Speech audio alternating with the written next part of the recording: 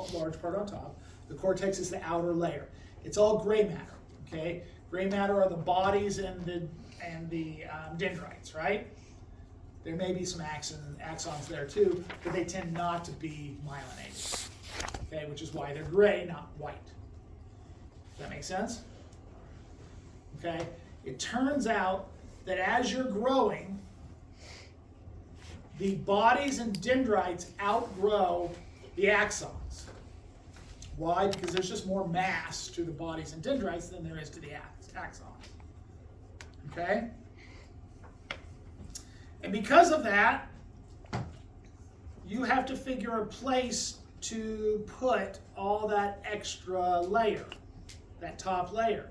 So what do? Instead of making it a nice smooth sphere, you create wrinkles on the sphere, which means more surface area, right?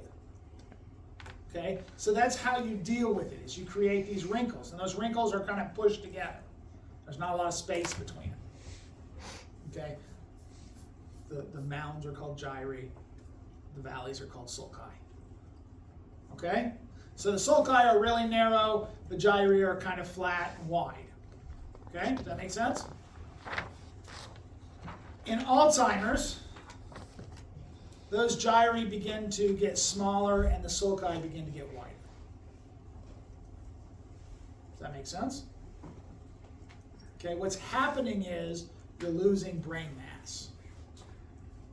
Okay, what you see is a beginning of flattening of the surface. Stroke will cause true flattening of the surface because it truly kills that area. Okay, so a stroke patient, depending on where they had the stroke, will tend to have a flat part to their brain. Okay, where the gyri or the sulci are gone. The gyri, I guess, are still there. It's a plateau now. Okay, does that make sense?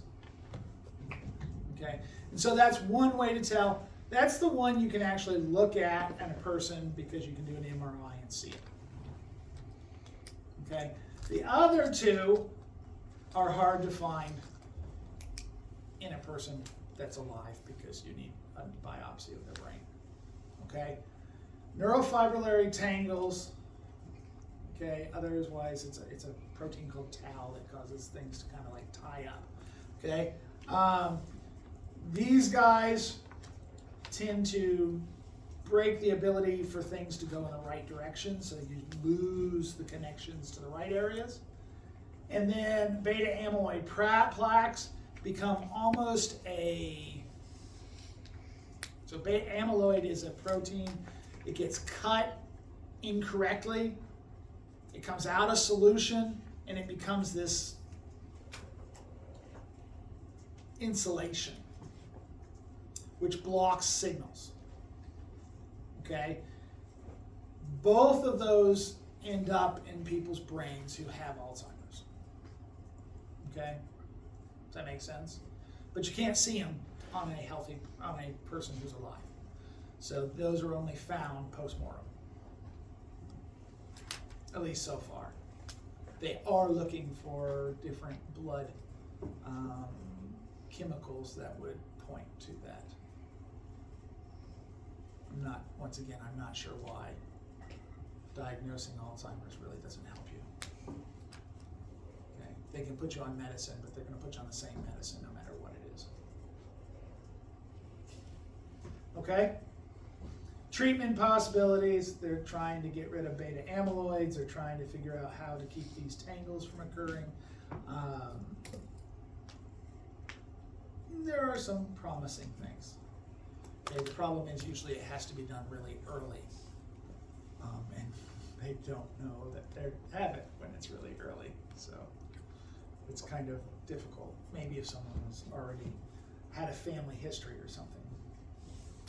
So here's a brain. Most of the time they're very close together. You'll notice you can see these sulci have big spaces between the sulci. Okay, that's a sign of degeneration. Okay, and then these are the little plaques. Okay. Parkinson's. Okay, Parkinson's is a little bit different. it's a degeneration of dopamine neurons, okay, dopaminergic neurons. What this means is you start to lose the inhibition of muscle movements that would normally be hidden. Okay, and so the first thing you usually see is this. Okay, it's called pill rolling. Okay, and so this is kind of the first sign of it. This can be a sign of a lot of things. If you're doing this, it doesn't mean you have Parkinson's. It could just mean you itch. Okay, but it is a sign in old people. If they don't know they're doing it, it is a possibility. Okay. Other things, you get face rigidity, okay, and eventually slurred speech, okay, illegible handwriting. You know, there's a couple of you, I think, who already have it. A slow, very, very characteristic gait. This one's a little harder because in old people they tend to get a characteristic slow gait anyways. But it's more pronounced and more quickly onset in a Parkinson's patient than it is in just old people. Okay, basically in old people they tend to not stride. Okay, they tend to not put their leg out and flex their hip as much. Okay, why? Because that takes balance. And balance is one of the first things to start going. Okay, so that's where they lose that. These things can be treated. Okay, they can hit you with L-Dopa. L-Dopa is a precursor to dopamine. It crosses the blood-brain barrier very nicely because it is hydrophobic. Okay, and then it can keep the dopaminergic neurons happy. Does that make sense? It turns out if your neurons don't get stimulated, they tend to die off. Okay, and this is what it happens. By putting that in there, it keeps them happy, keeps them stimulated. Okay, there's also some other things, MAO inhibitors, but probably the last one is the surgical. They will put in what's basically a pacemaker for your brain. Okay, it's called deep brain stimulation, something like that. But basically, what they do is they take a little electrifying battery, okay, put it in there, hook it up to, I think it's the substantia nigra. But anyways, they hook it up there, they allow it to electrocute it every once in a while, and as it does that, it maintains those neurons. I know. And by the way, beat is kept by your cerebellum. Just in case you wanted to know, that will be the next group of lectures. Okay?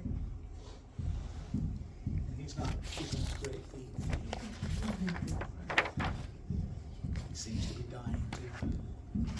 What means hang with that many back? Someone said. I don't know. Really well. Here's kind of this is a regular brain, this is damage. Okay, let's go. Okay.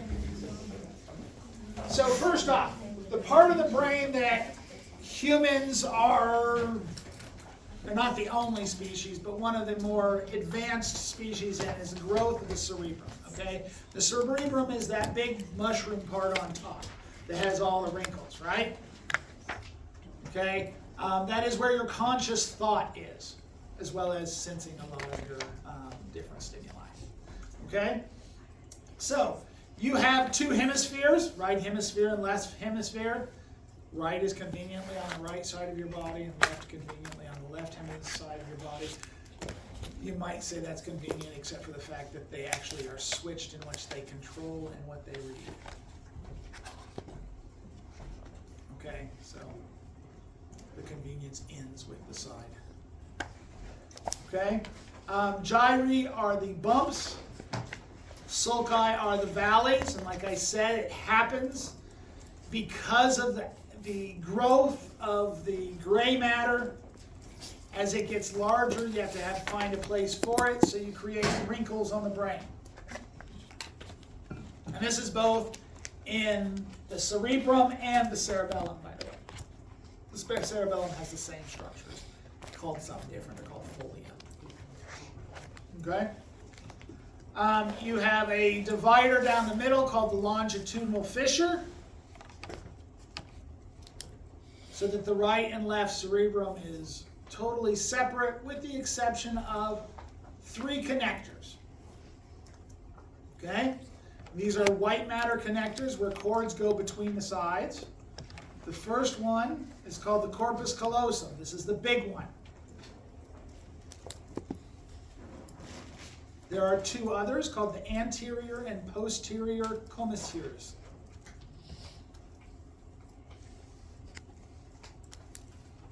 Okay, what you're going to see here in a second, I'll show you a picture.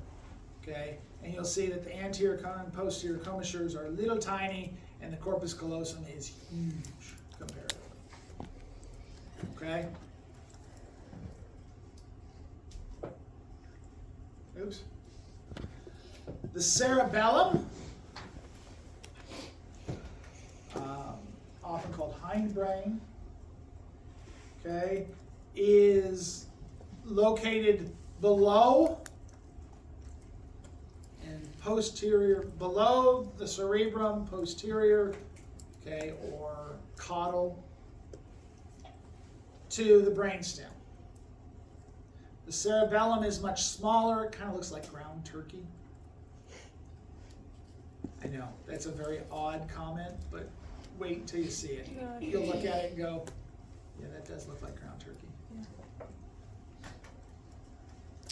Okay, fresher tissue looks like ground chicken. I don't think I've ever seen. Okay, but anyways. It's separated from the cerebrum via the transverse fissure. Okay, and that's just a divider. There actually is a membrane in there called the tectorum. We'll get to that later. Okay? And then you have the brainstem. Okay, the brainstem is composed of 3 parts.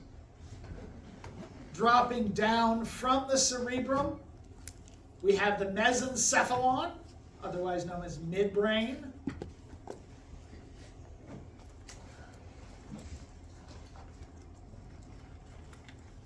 The pons, which is the one that has all the cords that go in and out of the cerebellum.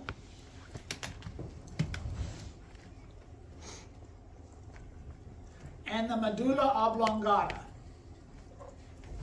And yes, I can only think of Colonel Sanders when you say medulla oblongata too. You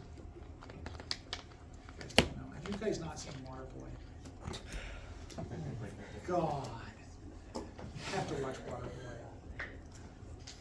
Mama says he is angry because he ain't got all those teeth and no toothbrush.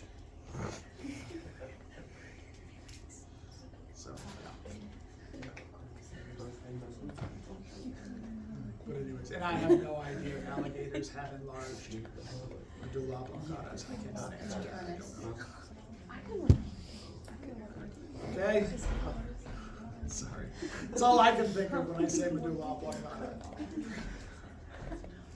Okay. Here is the brain. Right hemisphere, left hemisphere, whole thing is the cerebrum. Okay? Everybody got it? Frontal lobe, parietal lobe, occipital lobe, temporal lobe. Sound familiar? Yeah, they should. What about the cerebellar fossa? What was it? The cerebellar fossa. The cerebellar fossa is where the cerebellum sits. Yes. Okay? cerebellum's on the back, right? Pons, medulla oblongata. You can't see the mesencephalon because it is hidden by the temporal lobes. Okay?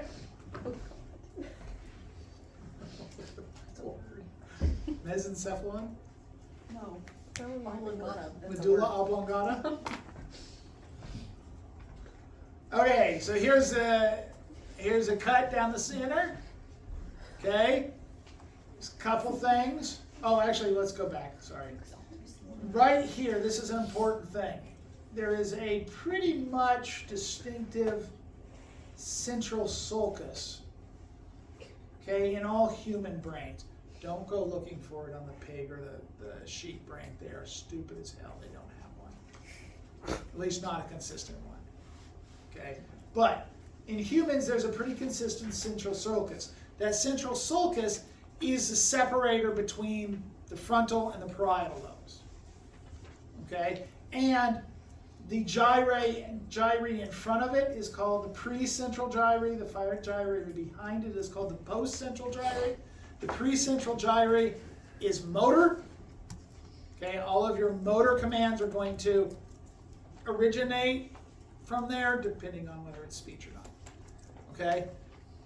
And in the postsensory, you have the somatosensory cortex. All touch, temperature, pain go through this area.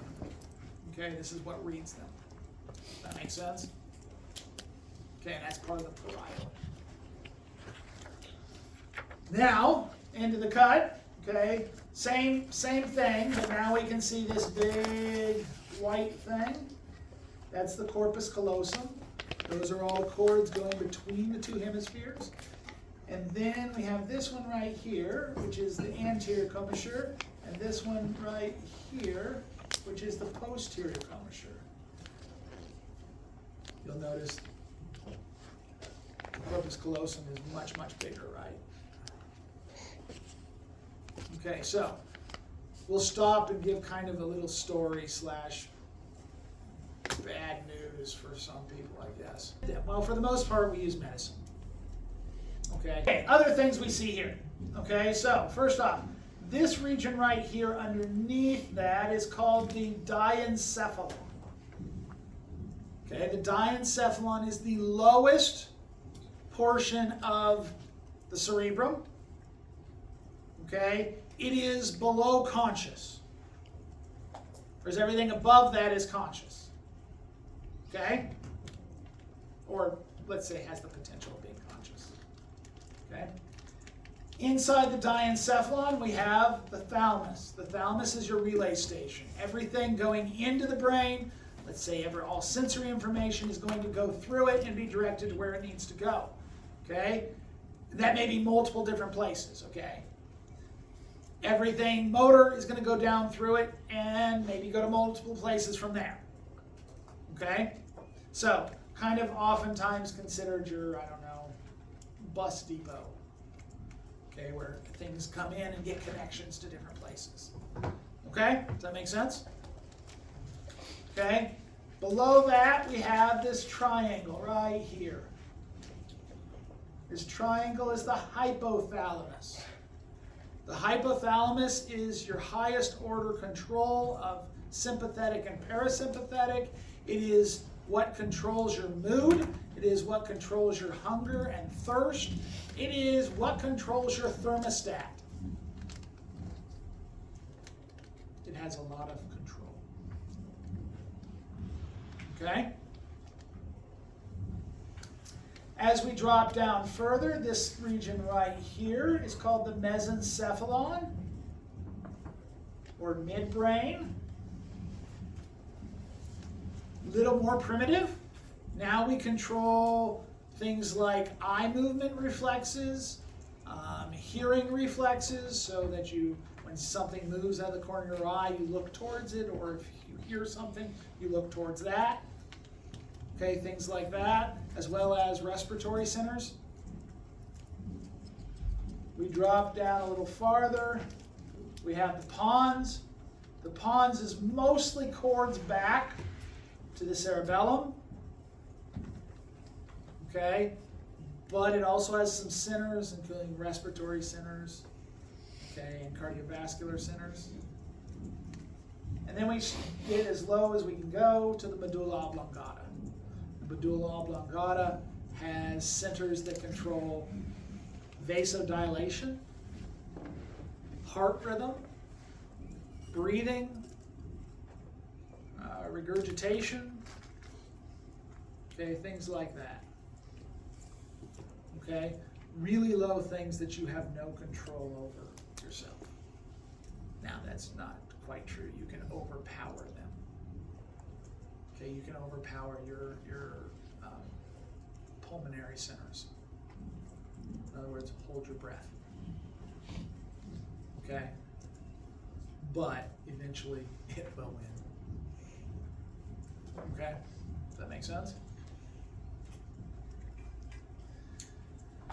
Okay, gray matter and white matter. White matter is the tracts. In the brain, you find that the tracts are internal. The gray matter is external, on the outside. Okay? That's the same for most of the regions of the brain. Okay? In the cerebrum and cerebellum. That changes when we get into the brainstem. The brainstem and the spinal cord are reversed. The gray matter is on the inside, the white matter is on the outside. Okay? If you have a nuclei in or center, it is a grouping of cell bodies in the CNS, central nervous system. Okay? In the peripheral nervous system, that was anybody remember? Ganglion. Okay? A grouping of axons in the central nervous system is called tract. What was it in the peripheral nervous system? Nerve. Okay? So a nerve is a true structure, not, everything associated with a neuron is a nerve. Okay?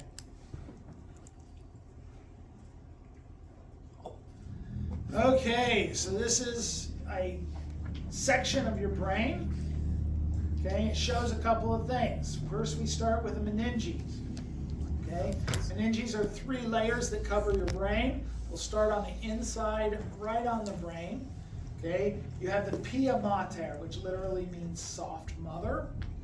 Okay, it is right on the surface. It follows the gyri and the sulci and coats it. In fact, when we dissect the brain, you'll look at it and think, oh, that brain looks clear, and then I'll come by and take a probe or something and pick a little of the pia mater off, and you'll go, oh wow, it's clearer now. Okay, it's almost hard to tell that it's there. Once you pull a little of it off, it makes it much more clear, and you can see and say, oh, there was something there. Okay, very soft, just covering the outside. Then on the far outside, we have the dura mater. The dura mater literally means tough mother. Okay? It is very strong. If you try to tear it, you will find it's very hard to tear. You need to cut it if you want to cut it. Okay? Because it is very fibrous, very strong connective tissue. Okay? It has areas where it has pockets in it, like between the hemispheres. Okay, and those are the sinuses. Your cerebrospinal fluid will be drained into those sinuses. This is the dural sinus. Okay, does that make sense? Okay, the layer in between is called the arachnoid mater. Okay, what do you think when you hear arachnoid? Spider, right? Okay, well, this is spider web-like. Okay, It's lots of little fibers that kind of attach. If you go trying to find this, it won't be there because as soon as you start pulling on it, it breaks. You won't see it or just pull up. Okay, so not an easy one to find, but it is there. Okay, underneath it, so it has a layer that's kind of more solid that goes up and touches the dura mater. Underneath it, you have the subdural space. Okay, that subdural space, or subarachnoid space, sorry. Subarachnoid space is where the cerebrospinal fluid flows. Okay? Cerebrospinal fluid is a clear and colorless liquid, or should be. It is produced by cells called ependymal cells and groupings called the choroid plexus. Okay, and basically what this is a bunch of capillaries lined or covered by these ependymal cells, and they have tight junctions between them so that nothing can go between the cells. Anything going in to create cerebrospinal fluid must go through the ependymal cells. Okay, so they endocytose extracellular fluid from the capillaries, they perfect it, and then spit it out the other side into into the ventricles. We haven't talked about ventricles, but we will in a second. Okay, does that make sense? Okay, in that way you create a fluid that is got all the correct amounts of electrolytes, but more importantly has all of the glucose that's necessary for the brain to survive, because the brain does not have access to blood. Anybody know why the brain does not have access to blood?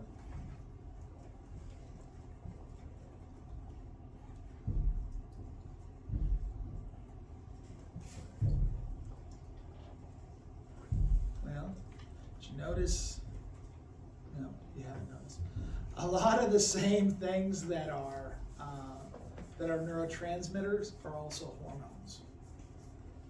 Okay, and so if the bloodstream is a way of moving hormones around the body, what you would end up doing is bathing the brain in hormones that are also neurotransmitters, and therefore would cause all sorts of problems. Okay? Mm-hmm. So when your blood rushes to your head, what's happening? You just have higher pressure up there. Okay. That's it. Okay? It's not necessarily making more cerebrospinal fluid. So everybody get that idea? Okay? So you keep your brain protected from blood. There are 3 spots that I can think of off the top of my head right this moment that have access to blood directly in the brain. They are the hypothalamus, the pituitary gland, and the pineal gland. Okay? Why? Because all 3 of those produce hormones. And you don't want to just put the hormones in the cerebrospinal fluid and wait till the cerebrospinal fluid gets to the blood, because that would take a long time. Okay?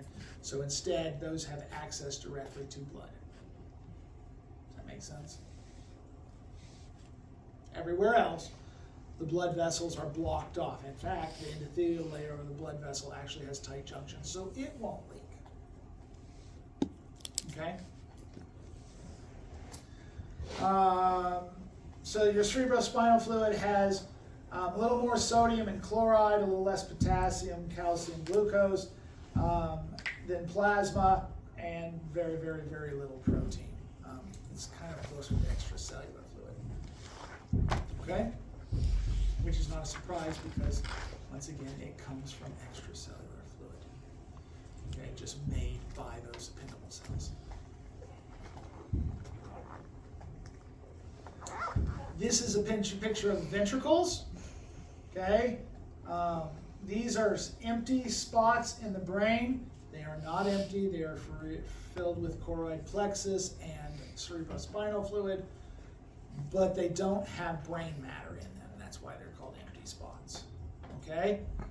You'll notice two the same height. These are called the lateral ventricles. Okay? They go through an interventricular foramen to the third ventricle. Okay, which then goes through a cerebral aqueduct down through midbrain into the fourth ventricle. Okay, from the fourth ventricle, it can leave via apertures, and the cerebrospinal fluid can, well, it can leave or it can go directly down the cerebral spine. Okay, and it will bathe the brain, and then once again be pulled out way up here. Okay? Does that make sense? I don't know what the hell they're doing, but they're doing it down the hall now. Okay? So these are the lateral. There's no 1 and 2 because lateral, there are 2 of them, and how do you know which one's 1 and which one's 2? They're the same height. So lateral, third, and fourth ventricle. Okay? And all of those have those ependymal cells producing cerebrospinal fluid. There's a picture of them in the top frame. Those are the lateral ones. The third is right here. So you produce the cerebrospinal fluid. It comes around, goes down here, and it can either go out the apertures, the lateral apertures, or the median aperture. Couple things. One, buoyancy. The brain is soft. It will crush under its own weight. Okay, so it needs to be floated. Cerebrospinal fluid allows that, as well as protection if a person is hit hard. It will reduce the movement of the brain and reduce the damage to the brain. You still get concussions, but it will reduce the severity of them. Okay, and then finally, it keeps the brain only exposed to those things it should be exposed to. Okay. About 2% of the body weight is your brain. However, at any one time, about 15% of your blood is going to it. This volume of blood going to your brain actually is the same, just a tad bit. I think it's 800 mils per minute. If we're talking about, let's say, sympathetic nervous system activation, fight or flight, you're doing something active. Okay? You will remain getting about the same amount of blood to your brain no matter what. That's to make sure you can think and not run into things when you're running like hell. Okay? You have a really high demand for ATP, which means you need to use aerobic respiration.